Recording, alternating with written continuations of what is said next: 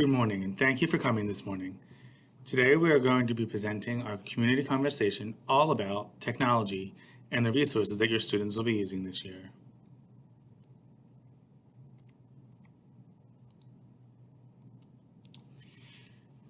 This year, we are planning on having a technology distribution for anyone that would like a laptop to use during virtual learning. We will have 3 pickup times, August 24th from 9 a.m. to 3 p.m., August 27th from 9 a.m. to 3 p.m., and also August 27th from 4 p.m. to 7 p.m. There's no appointment necessary. We just ask you to please fill out the Google form that was sent home in an e-notify recently. This year we have 127 brand new laptops for the 6th graders, thanks to Fairfax County School Board and Fairfax County Public Schools for extending FCPS on their technology initiative down to 6th graders. Because of this, we also got 137 computers from the middle school. Headphones and mice are strongly encouraged for student use, and if possible, create a distance learning environment for your student at your home. It is also strongly recommended that all students have their own device since the schedules overlap, and they'll be having content taught to them at the same time. If you need a device for a child, we have one for you. Please reach out, fill out the Google form, and we will provide it. So now for the rest of our presentation today, I want to be talking to you all about some of the tools that we will be using throughout the year. First up, I want to talk to you about Schoology. Schoology is our learning space that enhances face-to-face and distance learning through communication, collaboration, and personalized learning. This year, students will be using Schoology instead of Blackboard and Google Classroom for all of their content and assignments shared to them. We refer to Schoology as our learning management system, or LMS. The learning management system is because it is used to deliver educational resources. It helps organize courses and programs for the students, and it's a type of software. So that's our learning management system. This year, we are part of a pilot program testing out Schoology before it rolls out to the entire division next year. There is one middle, high, and elementary school in each region that are doing it. So as you can see here, Churchill Road is the elementary school, Cooper is also using Schoology, and Langley will be as well.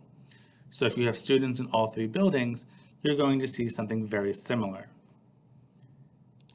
Over the last few weeks, I have been working with the school-based technology specialist at Cooper and at Langley, and we've been really trying to focus on coming up with ways to make the courses look virtually the same for students K through 12. So that way, as a parent, when you log on, you're going to be able to know what you're going to see and how it's going to be organized for all of your students across the 3 schools. And in this image, what you can see here is just a display of what one of the courses looks like. And you can see that we have some folders set up, and the assignments will be under each week's folder.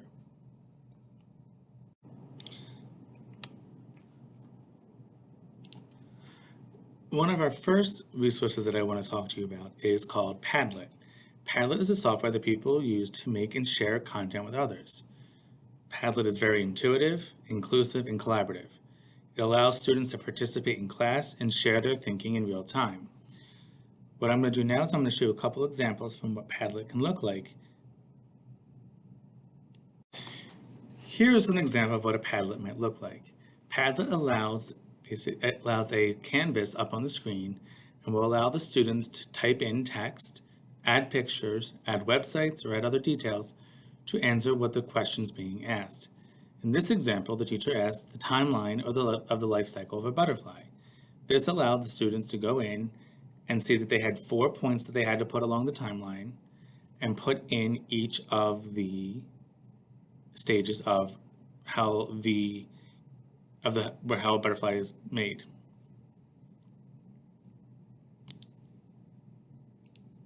Here's another example of a Padlet.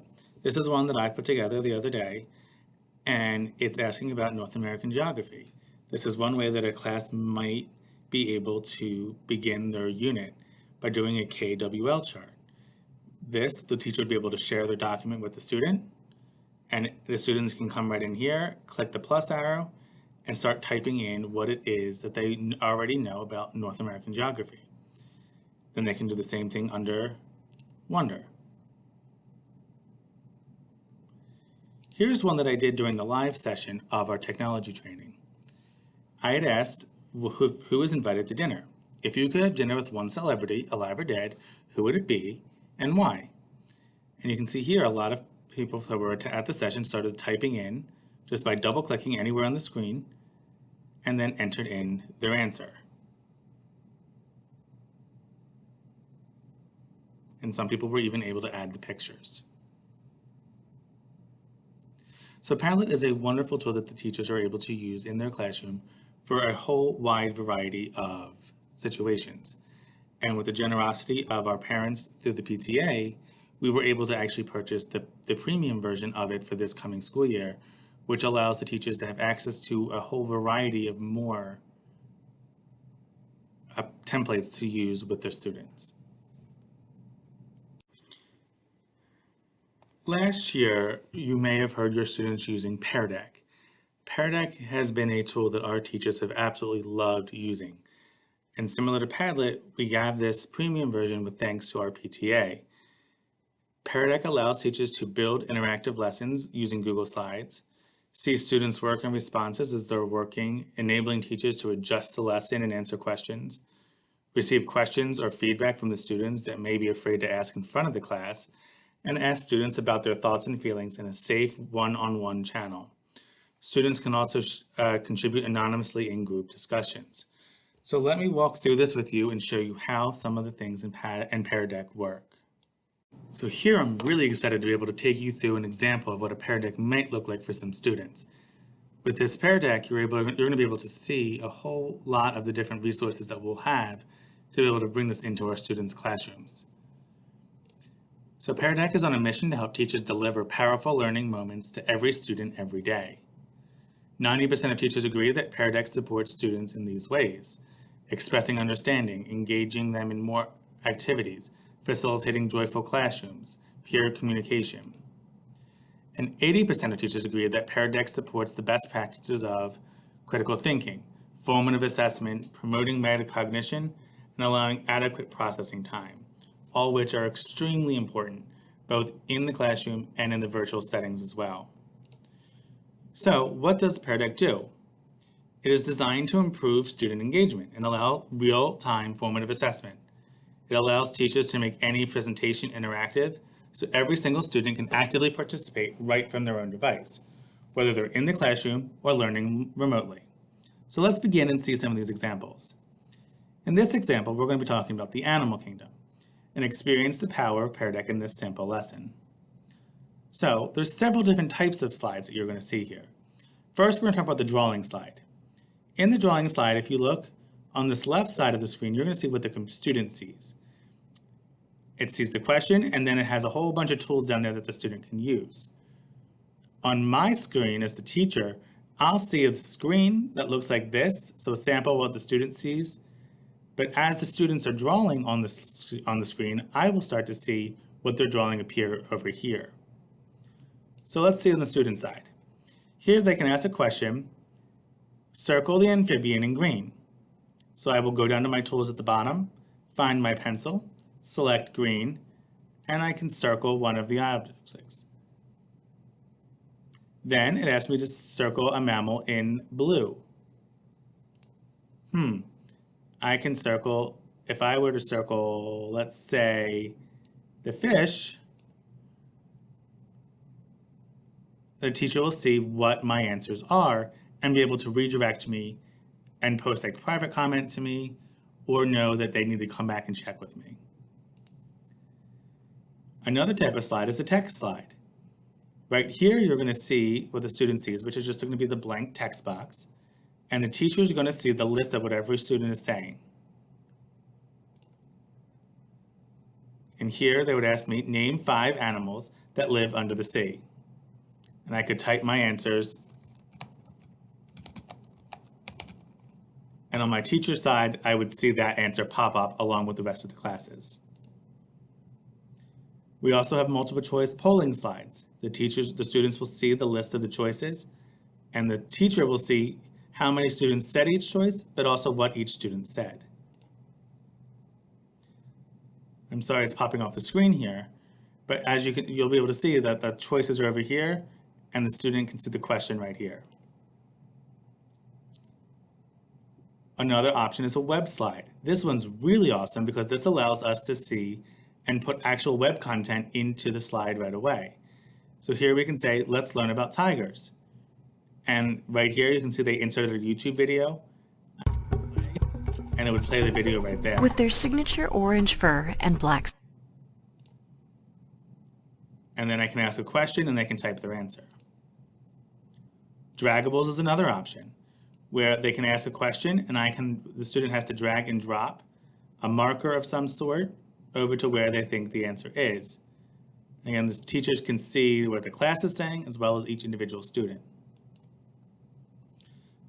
One of the most important parts of Pear Deck, in my opinion, is how they also have so many ways to help students with their social emotional learning and checking in with them to see how they're feeling.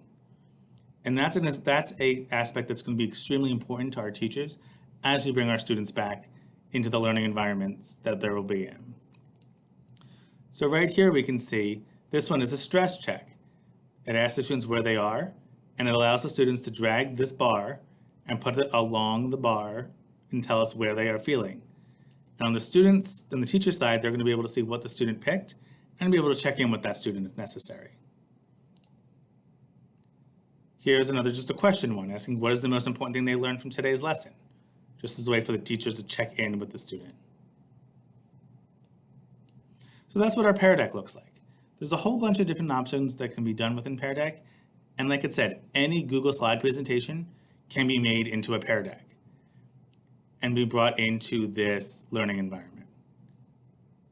So with that, let's move on to our next topic. No Red Ink is another wonderful program that we were able to get with thanks to our PTA. The No Red Ink is for 5th and 6th graders, and it really focuses on grammar and writing skills. No Red Ink has two main pillars. The first one being grammar and conventions. No Red Ink helps students practice and apply writing and grammar skills through a variety of interactive activities. Grammar and convention activities have students work with engaging and often humorous sentences that incorporate some of their favorite people, characters, musicians, athletes, books, and celebrities. One of the things that I love about No Red Ink is that the very first thing the students do when they log on is go through an interest survey. And they pick all their favorite musicians, books, TV shows, anything that they can think of. And then as they are working through the grammar exercises, it pulls in those people, those characters, those musicians, those songs, and puts them into their sentences that they are working to correct into learning the grammar skills. So it makes them funny, it makes them humorous, and more engaging for our students as well. Another pillar of No Red Ink comes down to writing and revising. No Red Ink's writing and revising activities allow students to hone various skills to become stronger, more confident writers. Activities range from target practice for specific aspects of writing to full essay writing, using activities such as guided drafts and self-review. Here you're going to see that No Red Ink provides adaptive differentiated instruction. Up here, it allows the students to specifically see and practice on a specific grammar topic. In this one, it's about apostrophes. They're able to click on and correct the errors if there are any, and then submit the answers to see if they got it right.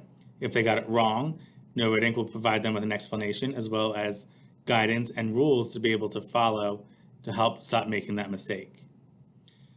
The writing aspect of No Red Ink allows the students to practice writing drafts in a guided method. Teachers can assign specific types of things like writing a thesis statement or writing full essays, and the No Red Ink will help guide them through the process of writing the strong introduction, writing a strong thesis, and creating the body paragraphs and the conclusion in a guided way to help them really understand the template and how to create a good, strong essay. So again, this program is for 5th and 6th graders, and it's possible because of the generosity of our school's PTA. ST Math is a program that Fairfax County Public Schools has purchased for our students. ST Math is a program designed for pre-K through 8 for a visual instructional program that leverages the brain's innate spatial temporal reasoning. In fact, that's actually what ST stands for in ST Math, spatial temporal. It provides students with challenging puzzles, non-routine problem solving, and informative feedback. These can all be done asynchronously.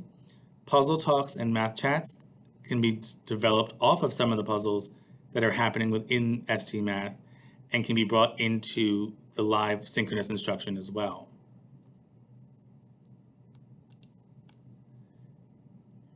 Right here we have our kind of the format of what of ST Math kind of looks like. There are several objectives within ST Math that has many puzzles and pillars underneath of it that the students are working toward in order to understand that overall objective or concept. ST Math has a very specific learning cycle, starting with the notice, where the students have to look at the puzzle and see what do they think the puzzle is asking them to do, noticing all parts of the puzzle. Predict is the next step, where they have to think what will happen when I click this. Then they have to analyze what happens in the animation when they actually do click it, and then connect. What did they learn from it? Did they learn how to do the right answer and do the problem correctly? Or did they make a mistake and they have to go back through the cycle to see, okay, what did I do wrong here? And how can I improve it to get to the right, to have the skill accomplished? The entire thing does not have any verbal directions. It's all teaching content through experimentation and looking at possible outcomes. And the students will meet Gigi, who is the main character in ST Math, whose goal it is to run across the screen. So let me go through and show you some examples of what ST Math actually can look like. So here's an example of a 2nd grade lesson from the K-2 band. Here I'm trying to figure out how I can get Gigi to cross the screen. So if I'm following the pattern that they laid out for me, the first thing I want to look at here is, what do I see? Well, I see Gigi is standing on a tower that has 8 blocks. I see a truck and a ramp here to 2. So I wonder if I need to figure out how many will be here. So let me just click here and see what happens. Let me click 7 and hit the go button. Let me see what he does. Oops, that didn't work. Maybe I need to add these 2 numbers together. So if I have 8 and 2, that gives me 10. So let me click here and click 10. And now let me see what happens. Excellent. So now I know in this lesson what I'm trying to do is I'm trying to add these numbers together. First thing I need to do is let's see if I have 2 here and 1, 2, 3, 4, 5. Now let me see 7. So I'm going to click 7, hit this button, and see what happens. And Gigi's able to cross the screen. So now I think I know what's going on. They're adding all these blocks in. So here I have 1 block, 2 blocks, 3 blocks. That'll give me 3. Let's test it and see what happens. Excellent. Same thing here, 5, 6, 7, 8, 9.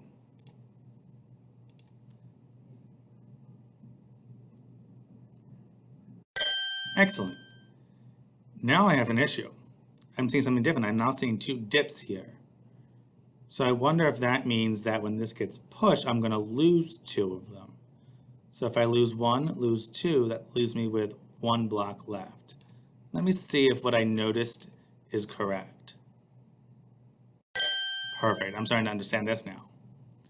So now you can see here, this is what a younger student's ST Math would look like. Let me go off of this quickly and let me show you what a upper grade will look like in, let's do this.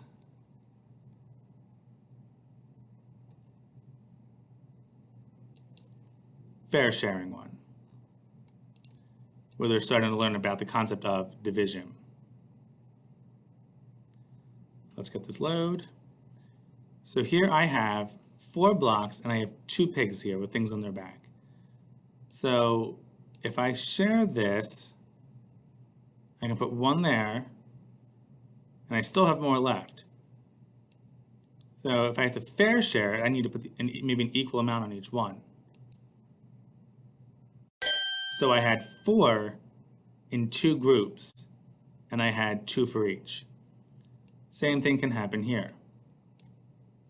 If I have 5 frogs here, and I had 1, 2, 3, 4, 5, 6, 7, 8, 9, 10, 11, 12, 13, 14, 15. I had 15 total pieces. I had 5 frogs, and I can get 3 on each one. And that makes it so Gigi can cross the road. So that's what ST Math looks like. In addition to ST Math, Fairfax County Public Schools has purchased Imagine Learning for our students. Imagine Learning is an online literacy program that provides individualized learning, actionable data, engagement and motivation, embedded assessments to determine the appropriate instructional placement, and uses checkpoint data to make sure students are receiving instruction in areas of need. One thing about Imagine Learning that's really nice is that when students are presented with a predictive checkpoint and pretest, if it's determined that a student already is at an 80% mastery or higher, the student's able to skip those lessons because it's determined that they're already on their way to mastery. However, if they are not at that 80% mastery, then they will proceed through the lessons as normal to help build them to the mastery that they need. Here's a sample screen from what a K-2 lesson will look like. K-2 students will be able to have lessons provided to them based off of what they need. Students will also be able to respond to things verbally and record themselves reading and following along with the text, as well as be presented lessons from the students. Imagine Learning in grade 3 to 6 is a little bit different. The theory of action that they chose for this is assets-based, academic language, and high expectations in compelling content. All this is exactly what Fairfax County's belief of what literacy should look like. The Imagine Learning program provides students with text worth talking about and allows them to come up with deep, meaningful questions to foster conversations about their reading. In the upper grades, the way it works is it's connected to their science, social studies curriculums, and within each grade, they're able to choose a unit assigned by the teacher, most likely. And within each unit, after it is assigned, it all starts with a response video to begin with.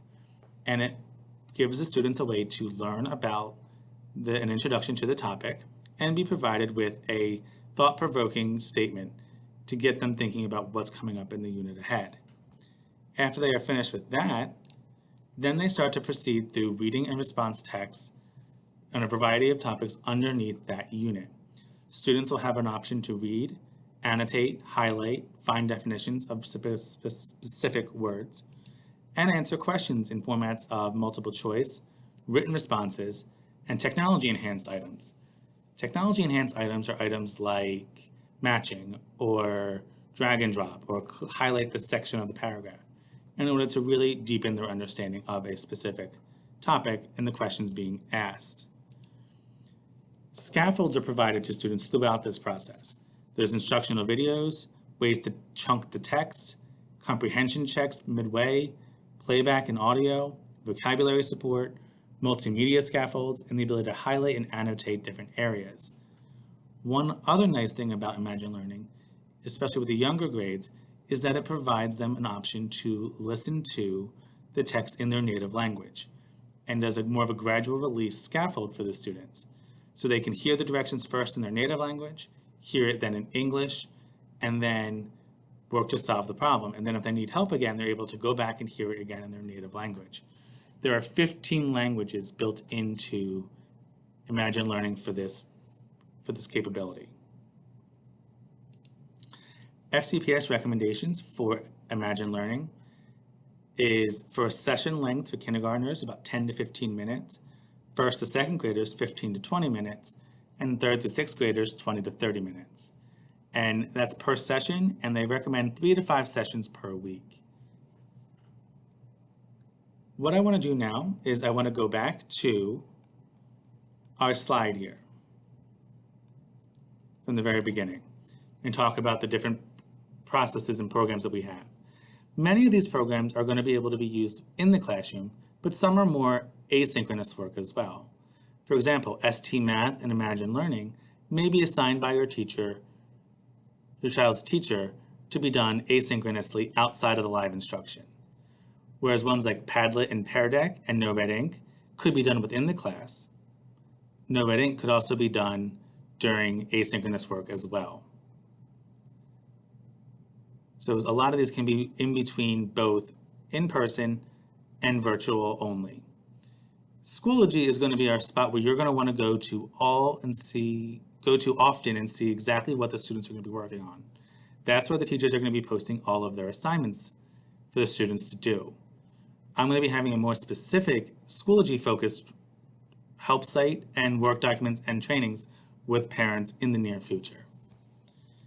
In the meantime, if you have any questions at all, please do not hesitate to give me a contact me. My email is on the board or on the screen at nfkilpatrick@fcps.edu. If you have any questions, please let me know. Thank you for watching.